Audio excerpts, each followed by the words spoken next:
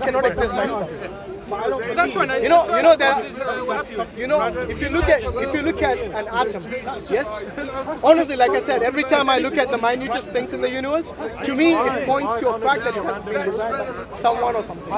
Yes, no one can deny it. And science, as I told you earlier, has actually strengthened my belief in this intelligent design. Sure. Yes? Everything I look at, whether it's a minute thing or the macro or the micro things that I look at, everything points to one thing.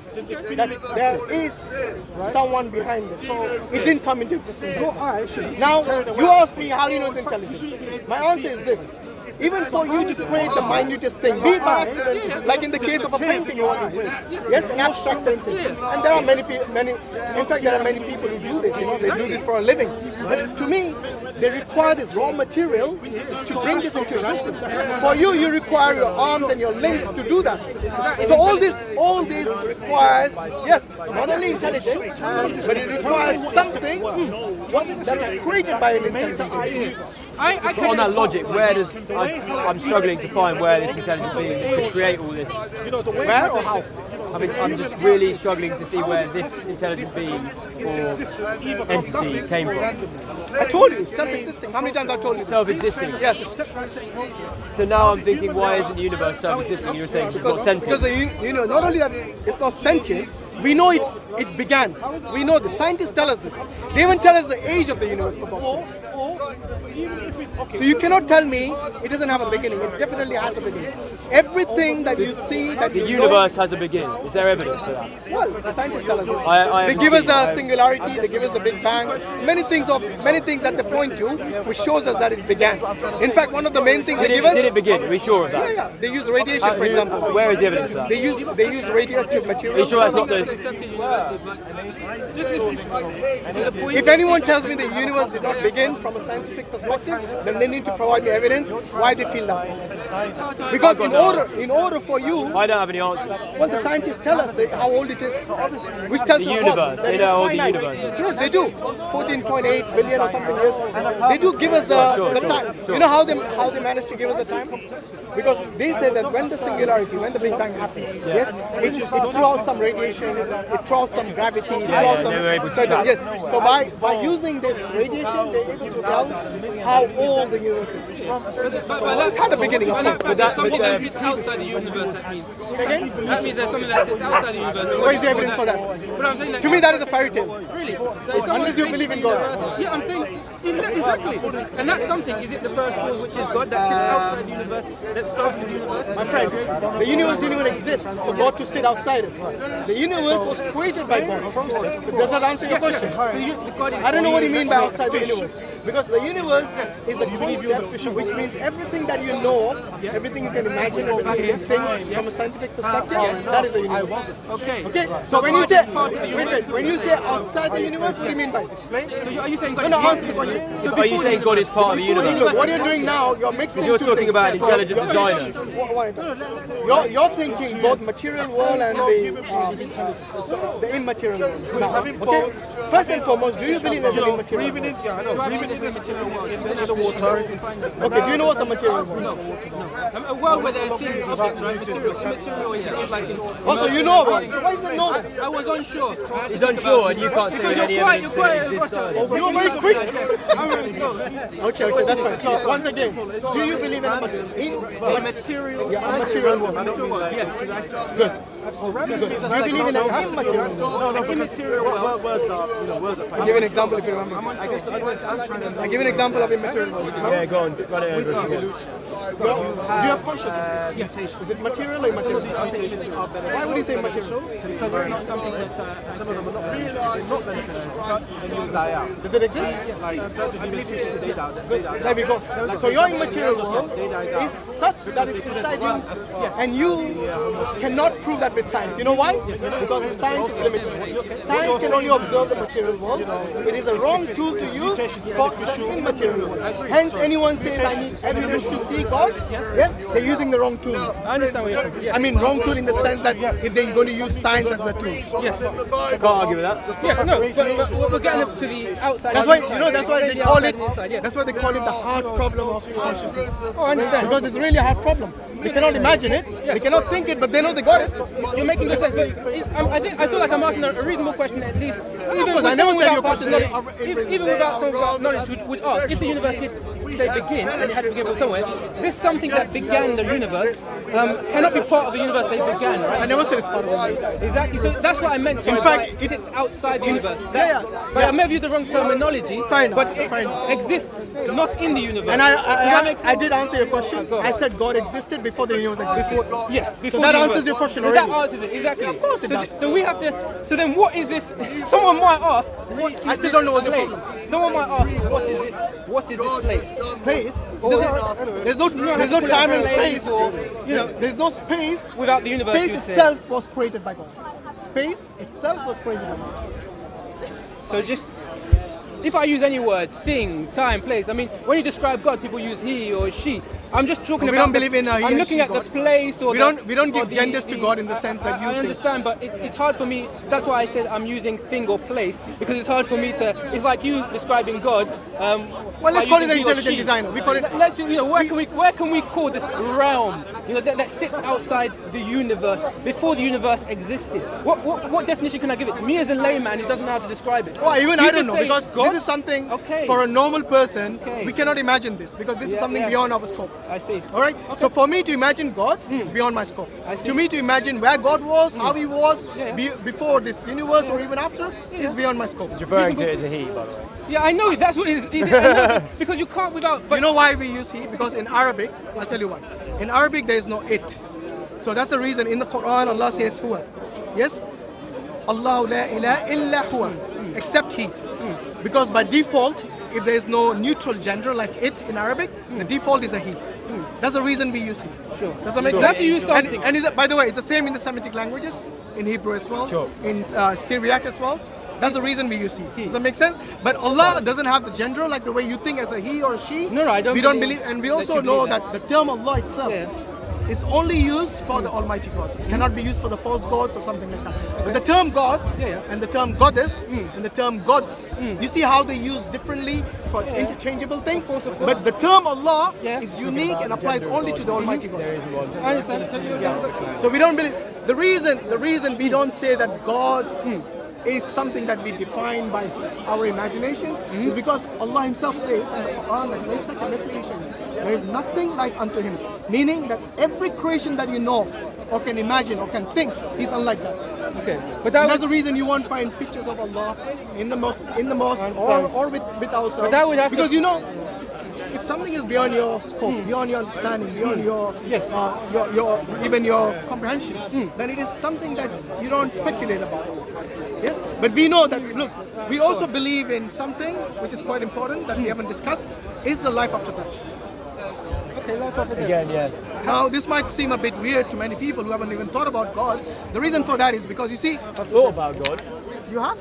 Well, I've thought about it and life I've after death. good in my head that, as we've spoken about, I don't have any basis to go on a Fair God's enough. existence. Because you were using the wrong tool.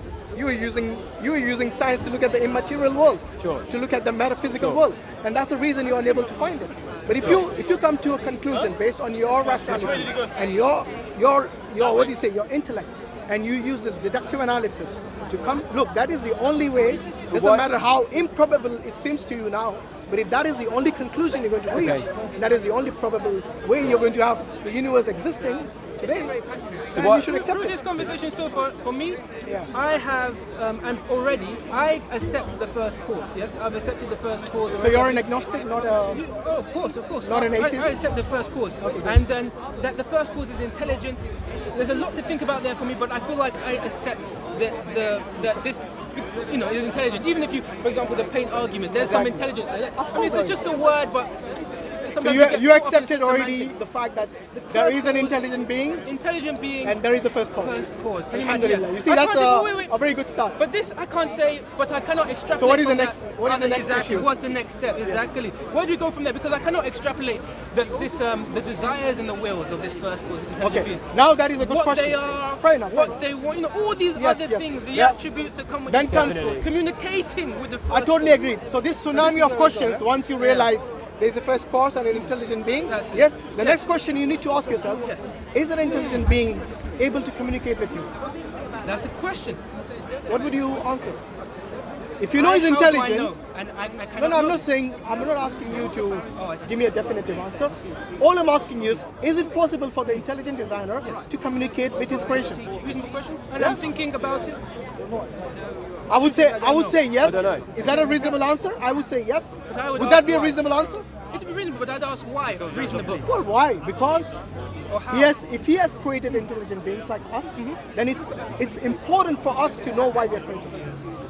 The philosophical question: why do we exist? Is it? You know, what is the purpose of our existence? You know, even the smallest item today, even the smallest insect today has a purpose.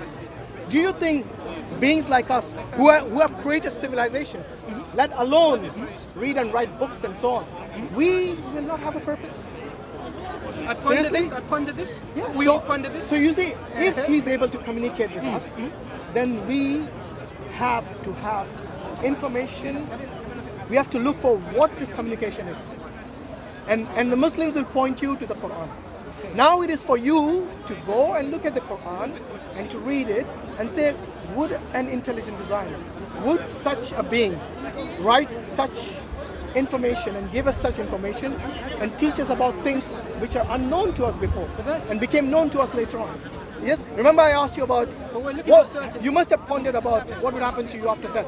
By the way, that is one thing which everyone My will have most- to accept as a fact, my most whether you plausible- believe in God or not. My most plausible solution to that is Sorry, to what? my most plausible solution to that in my head, what I believe is the only plausible thing that could happen to us after we die is how we were before we were born, How do you mean?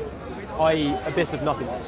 That's my only plausible Before you were born, you were So nothing. before I was born, Yeah. I have no recollection of anything. It was essentially an abyss, right? Of nothingness. You don't have I'm any now recollection? alive. Okay. I'm now alive, so I have consciousness. I'm sentient.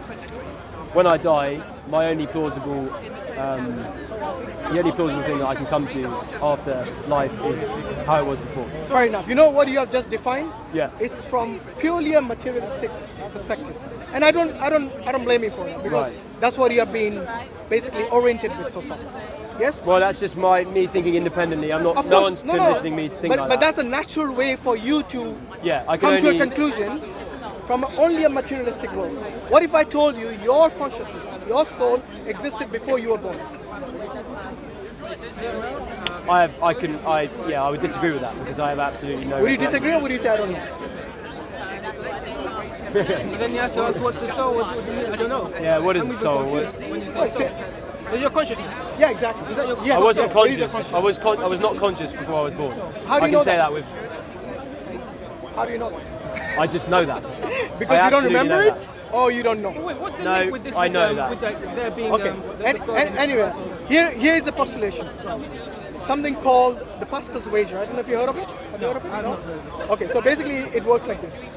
Imagine a world where there is nothing. Let's say you don't believe in God, and after you die, there is no such thing as God. You just perish like the way you said. Yeah, Yes. which is- you were born with from nothing. You end up nothing from your materialistic perspective. Yeah, I think that's highly So, plausible.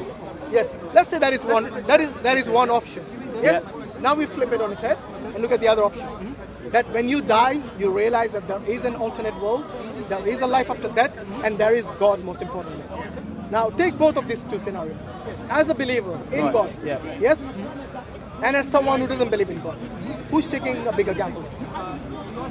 Remember, I as a gamble. believer. I'm- Shall I tell you why it's a gamble? I don't Because see it I as as a a gamble. believer worked for the next life because I know I'll be accounted for on the day of judgment. Okay. Hear me out, hear me out. Yeah. And you, let's say there's no God, yes, for the sake of argument, and let's say there's no life after death.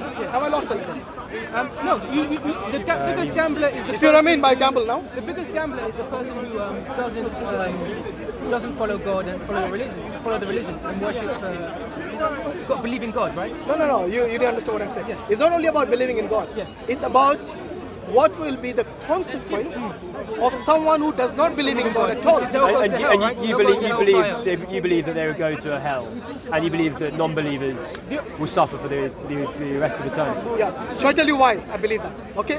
First and foremost, look. Let's understand the fact as to what are the consequences for the disbeliever. Not only that they will suffer for eternity, which might seem very harsh, but since you don't even believe in it, for you it might be irrelevant. But my question, the reason I asked you about this Pascal's wager, and who's taking a more of a risk? Yes, exactly. They're taking not only they're taking a huge risk, because you see this world that we live in is temporal. It's something which will perish one day. It's something which will come to an end one day. Sure. But you see the world which is going to come, which is the real world to me as a believer, is something which is not coming to an end. The reason we have to prepare for this, which is actually a test, you know, the reason we are given a limited time in the test is for a reason. Because obviously if it's unlimited, then it wouldn't really be a test, would it? I can understand that. Yes, we are limited beings, we have limited time in this world, and we are given a test to prove that whether we believe based on all the evidences around us, based on all our observations, based on our intellect, our logic, and everything that defines us. Why have you rejected God? That is a question I will ask to you as a person. And secondly, why would you take... Say rejected God, sorry. Yeah. The second question I would ask you is that why would you put your afterlife, yes, at a risk when you know that there is a possibility? Yes, because if there is no God, no afterlife, then you really shouldn't be worried. As a believer, you shouldn't really, because all that's going to happen to me as a believer is that, oh, I led this life based on certain morals defined by God Almighty. Like for example, as a Muslim, I don't drink, I don't gamble, I don't play, I don't basically eat certain food, yes, or drink certain drinks and so on. So these things to me are actually good, because today the main cause of many of the family breakups and many of the issues with many problems in the society, and also much of the expenses today in the NHS is because of either drink driving or certain indirectly related to alcohol, or maybe through gambling or something like that. And if anything thinks objectively, they'll realize that these things which are forbidden are not really that bad. Because at the end of the day, the government hasn't banned this, is because they are getting something out of it. They're getting revenue from it. Yes? So if you look at the VAT on these drinks and tobacco and the gambling, man, it's massive. So they're getting something that lines their pockets. So then they don't care about what really the consequences of drinking alcohol and gambling are in the society. Yes? But you see, what is at the heart of Islam, which is the betterment of not only the individual, but the society as a whole. So even though you might not be drinking, but if someone who actually drinks knocks you down, yes, who's ultimately to blame? Not only that person, but the drink that he was allowed to have in the first place. But if you nip it in the bud, it shouldn't be allowed, it should be prohibited, it should be banned. Then you see it will solve so many problems in society today. It's good, but you don't even need to explain that. The bottom line is you don't lose. The bottom line is even if it didn't lead to the betterment of society, you don't lose, because even if you die and it's true, or at least you don't go to hellfire. But my issue is that how can you not take that risk if you do not believe in the first place? It is not a risk. What do you mean, how you could not take the risk? You cannot choose sometimes. If you don't believe in God, you're taking a risk. Yeah, but the thing is that it's a belief, right? You need to be persuaded by this belief. I cannot just say today, I'm a Muslim, walk around, but I don't actually believe in God. I don't actually believe that Muhammad why call was yourself the a Muslim? prophet. Yeah, you have to really believe it in order to sacrifice a lot of your life worshipping something. But you see, look, again it comes down. No, remember I told you earlier, how would you know that this intelligent being, what does he want, expect of us? And I said, if he's able to communicate to us, with us, then he will tell us what he expects of us. You see what I mean? So it's not something, we don't just believe in blind faith. No, it's not a blind faith. This faith is very much rooted in the Quran and in the Hadith that we believe are the sources from the intelligent beings. But we need to believe to be a Muslim, is what I'm saying. Of course you need to. We need to believe. Why would you call yourself Muslim? Of course. If you don't believe. So it's not simply... Call yourself an atheist it's or an not agnostic simply or whatever me you saying want. that, look, it's lovely, you're right. You know A Muslim by definition is someone who actually acts upon the will of the Creator. So he submits to the will of the Creator. And this is sourced in the Quran. And how? Yes. And the Quran is for us. A Quran is something which is a source that we know is communicated from the Almighty itself. Because one of the things. How do you know that? I'm sorry, I don't want to. So there are certain. Disrespect. No, that's fine. There are certain things which are like an acid test in the Quran. So Allah tells us that if this book is from other than Allah, then surely you'll find contradictions in it. To this day, no one has found, who had looked at it objectively, yes, no one has found contradictions. Because many things have been said about the future, yes, and about things which are considered scientific today, and about things which we didn't know about back then today. Yes, and this all goes back to something that was revealed to a person who was unlettered. And today the Arabic that we know of today, it takes its source from the Quran. Can you imagine someone like Shakespeare is unlearned and he creates a play which is appreciated in all the English-speaking world. Yes, as being the best prose or the best plays out there. Now, if anyone tells them that Shakespeare wasn't learned at all, that's unbelievable. How could he write such a thing? You know, that's exactly what the Arabs used to say when they first heard the Quran. And these Arabs are not some nobodies. Yes, they were the best in terms of the prose and the poetry in that time. And when they used to hear this thing, they say, this is not a human. So my question to you is, so what? I mean, what does it mean? What does it mean? Is that, to me, look, he asked me, how do you know this is from God? I told you that go and look at it, because unless you look at it, you won't understand it. All I'm asking you is keep an open mind, like the way I looked at Christianity, I looked at other religions, I looked at books about socialism and science and so on. You see, God has given a mind, so use it. This is why you know, don't be close-minded. That's all I'm saying. 100%. And that is healthy for anyone. This is it.